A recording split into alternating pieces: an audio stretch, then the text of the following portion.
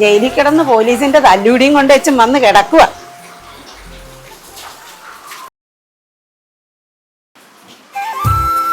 ചത്താലും ചമഞ്ഞു കിടക്കണമെന്ന് കേട്ടിട്ടുണ്ട്. ഇവിടെ ഒരുത്തൻ കൂളിംഗ് ഗ്ലാസും വെച്ചാ കിടക്കുന്നത്. പത്താൻ പഠിക്കണം. ഓരോരുത്തരും സ്വർണം പണം അടിച്ചു മാറ്റുന്നത് കാണുമ്പോ കൊതിയാണ് ബാക്കിയുള്ളവർക്ക്. ഉറങ്ങിക്ക പോത്ത് പോലെ. ഞാൻ ഒന്ന് അയൽക്കൂട്ടം വരാൻ പോകുക.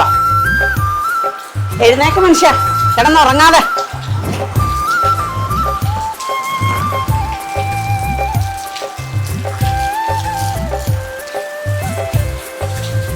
എവിടുന്ന മനുഷ്യ ഈ കൊല? തങ്കപ്പണ്ട് പറഞ്ഞു. ആ, നിങ്ങളെ കൊണ്ട് ഇതിനൊക്കെ പറ്റുള്ളൂ.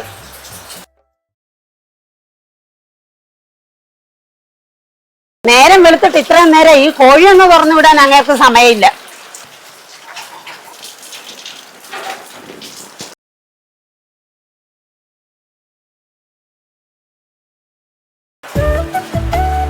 പണ്ടാരം പോയോ? മനുഷ്യനെ ഒന്ന് ഉറങ്ങാൻ പോലും സമ്മതിക്കും.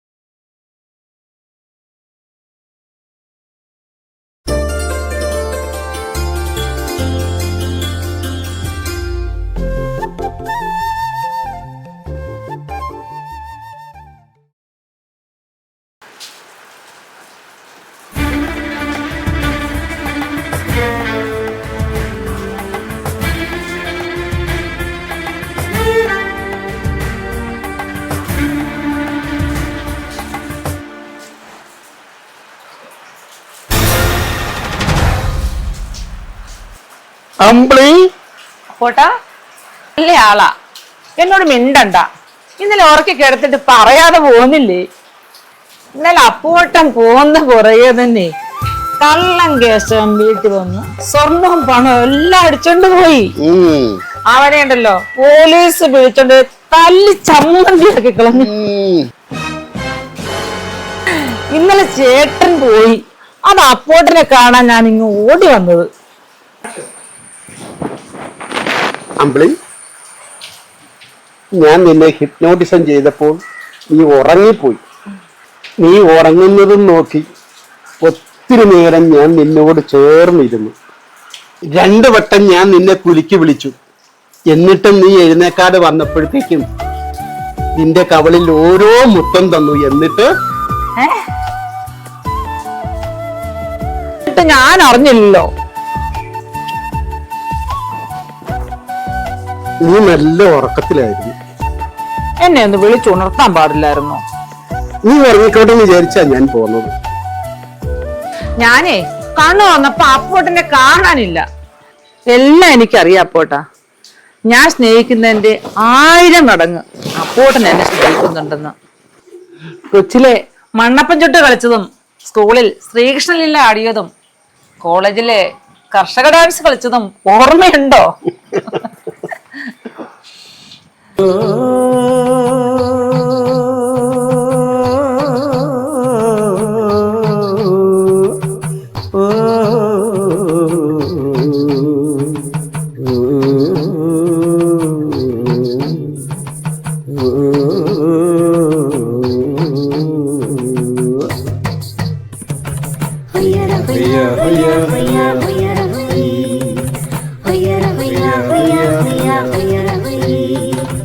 മഴയെല്ലാം പോയപ്പോൾ മാനം തെളിഞ്ഞപ്പോൾ മലയന്റെ മാടത്ത പാട്ടുപാടി, മലയന്റെ മാടത്ത പാട്ടുപാടി.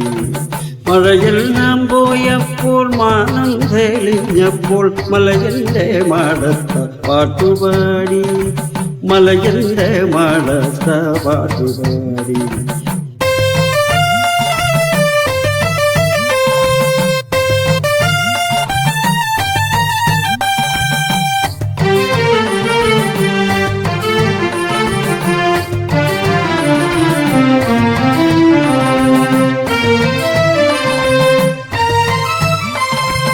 മലയിൽ വിരിപ്പൂ വിതയ്ക്കേണ്ട കാലമായി വളരെ പാണിപ്പാടെ വന്നുകൂടി, വളരെ പാണിപ്പാടെ വന്നുകൂടി.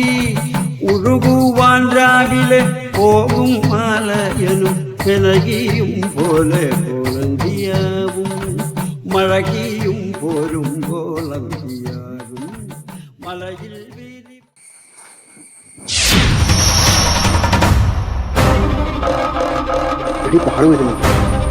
ഞാൻ എന്ത് ചെയ്യും?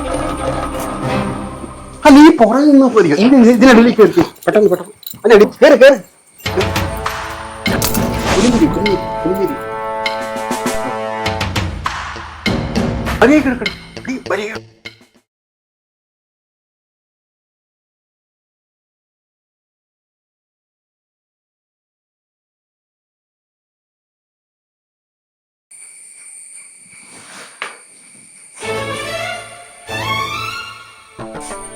നല്ല പെർഫ്യൂമിന്റെ മണം.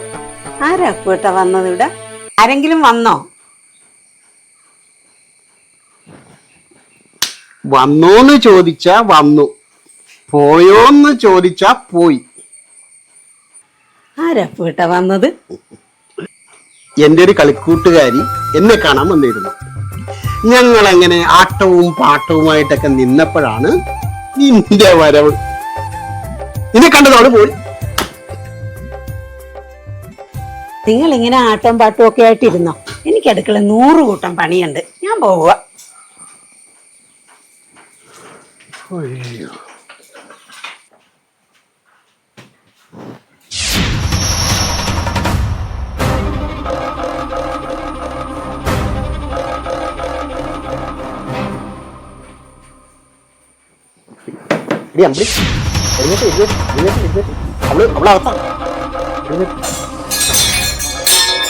അയ്യോ അവള് വന്നിട്ട് വന്നിട്ട് വരട്ടെ.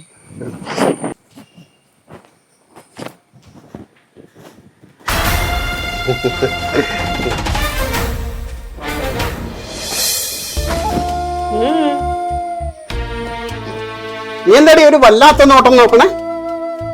ഒരു കള്ളലക്ഷണം ഉണ്ടല്ലോ. ഏയ് നിനക്ക് ചുമ്മാ തോന്നണതാ.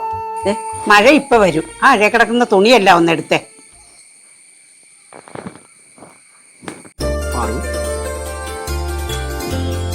നീ ആ മഴയിൽ കുതിർന്ന വസ്ത്രത്തോടെ എന്റെ മുമ്പിൽ വന്ന് നിൽക്കുമ്പോൾ ഞാൻ എന്ത് ചെയ്യും? ഞാൻ എന്റെ മുത്തിനെ നെഞ്ചോട് ചേർത്ത് നിർത്തി ഈ മുണ്ട് കൊണ്ട് തലതോർത്തി തരും.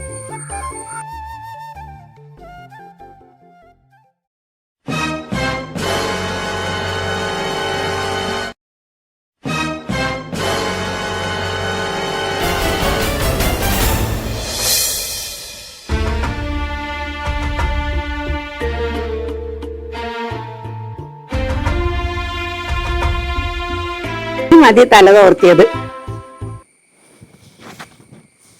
ഈ സ്നേഹം എന്നും ഉണ്ടായാ മതി. കള്ളനാണേലും കൊലപാതകയാണേലും എനിക്ക് നിങ്ങളുടെ സ്നേഹം മതി. എനിക്ക് നിങ്ങളെ ജീവന. എനിക്ക് നിങ്ങളെ ജീവന്റെ ജീവന. അപ്പോളേ നിങ്ങൾ ആ മുണ്ടൊന്ന് എടുത്തു കൊടുത്തിട്ട് മാറി നിൽക്ക്. ഞാനിവിടെ ഒന്ന് തൂത്തു വരണ്ടേ.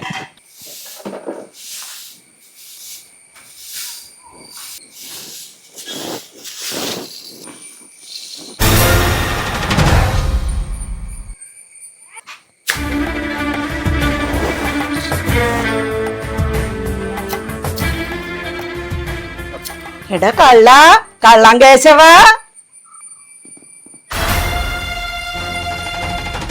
പത്തുവാന്റെ മാല കൊണ്ടുവന്നിട്ട് ഒളിപ്പിച്ചു വെച്ചിരിക്കുന്നല്ലേ? അതെ അതെ, 10 മാല ആരും കാണണ്ട. അകത്തോട്ട് പോയി. ഇല്ല, ഞാനിത് കഴുത്തിലിടും. ഏത് പെണ്ണിന്റെ ആഗ്രഹ ഒരു സ്വർണമാല. ഇപ്പൊ നീ ഒരു ചുന്ദരിയായിട്ടുണ്ട്.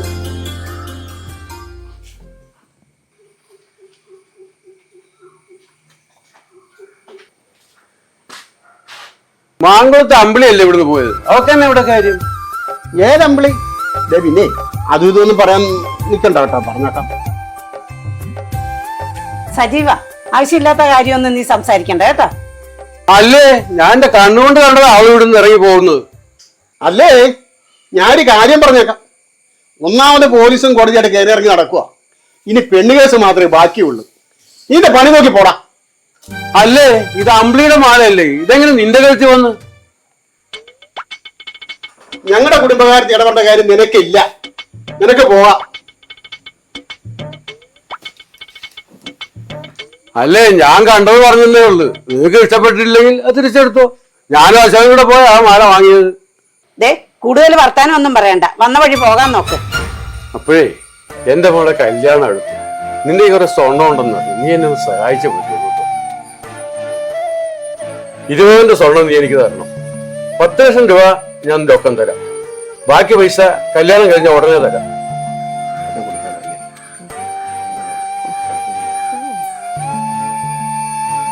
പിന്നെ സ്വർണം ഞാൻ തരാം, പക്ഷെ മറ്റാരും അറിയരുത്. നീ തിങ്കളാഴ്ച വൈകുന്നേരം ഒരു 8 മണിയാകുമ്പോൾ എനിക്ക് എന്റെ മോളെ കല്യാണം നടക്കണം, അത്രേ ഉള്ളൂ. അല്ലെ എന്നെ സഹായിച്ചവരെ ഞാൻ ഒരിക്കലും ചതിക്കില്ല കേട്ടോ. പറഞ്ഞ പോലെ കാണാം. ശരി, കാണാം.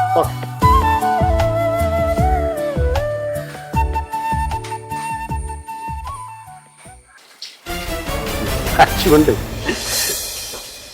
എന്താ ചെയ്യ? ആര് സോമ സാറോ? എന്താ സാറേ ഇതില്? ഈ സ്റ്റേഷൻ വരെ അത് വരാൻ സാറ് പറഞ്ഞിട്ടുണ്ട്.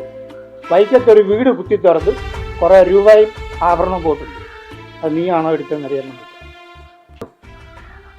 എന്റെ സാറേ, ഞാൻ ഇന്നലെ ജയിലിൽ നിന്ന് ഇറങ്ങിയുള്ളൂ. എനിക്ക് ഇതുമായി യാതൊരു ബന്ധവുമില്ല. എന്നെ വെറുതെ വിട്ടേ. നിനക്ക് പങ്കുണ്ടോ ഇല്ലയോ എന്നുള്ളത് സ്റ്റേഷനിൽ ചെന്നിട്ട് തീരുമാനിക്കാം. സാർ എന്ത് വർത്താനാ സാറേ ഈ പറയുന്നത്? വീട്ടിൽ കിടക്കുന്നവനെ പിടിച്ച് സ്റ്റേഷനിൽ കൊണ്ടുപോകാനാ? കാട്ടവനെ പോയി പിടിക്കും സാറേ. ഒരു കളവ് നടന്നാൽ പരിസരത്തുള്ള കള്ളന്മാരെ വിളിച്ച് ചോദ്യം ചെയ്യുന്ന രീതി അത് പണ്ടേ ഞങ്ങൾക്കുള്ളതാണ്. അതാ വരാൻ പറഞ്ഞത്. എനിക്ക് കിട്ടുന്നതിന്റെ ഒരു പങ്ക് ഞാൻ നിങ്ങൾക്ക് തരാറില്ല. പിന്നെ എന്തിനാ സാറേ പിന്നെയും പിന്നെയും എന്നെ ഇങ്ങനെ ഉപദ്രവിക്കുന്നത്?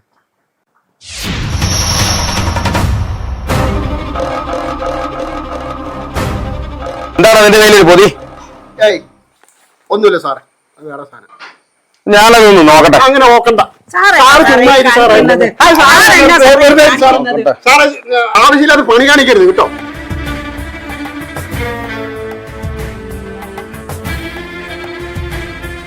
സാറേ ഇത് ക്യാഷാ.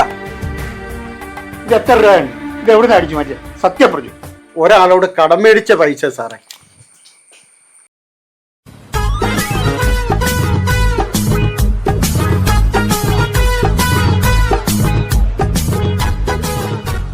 സാറേ അവളുടെ കഴുത്തലോട്ടൊന്ന് നോക്കിയേ, എവിടെ നിന്നാണ് ഈ മാല? ആ കള്ളൻ കപ്പലിൽ തന്നെയാ. ഒരു മാല ഇത് തൊട്ടു പോകരുതല്ല.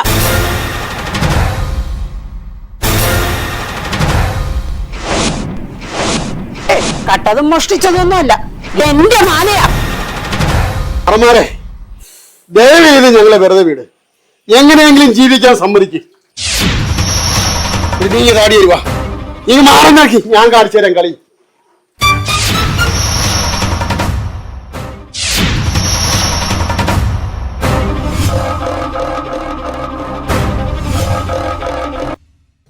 അടിക്കരുത്, അടിക്കരുത്, കൊല്ലും ഞാൻ, കൊല്ലും, അടിക്കരുത്. അടുത്ത രണ്ടിനെ കൊല്ലും ഞാൻ. എന്റെ കാശ് കാണാം. അടിക്കരുത്.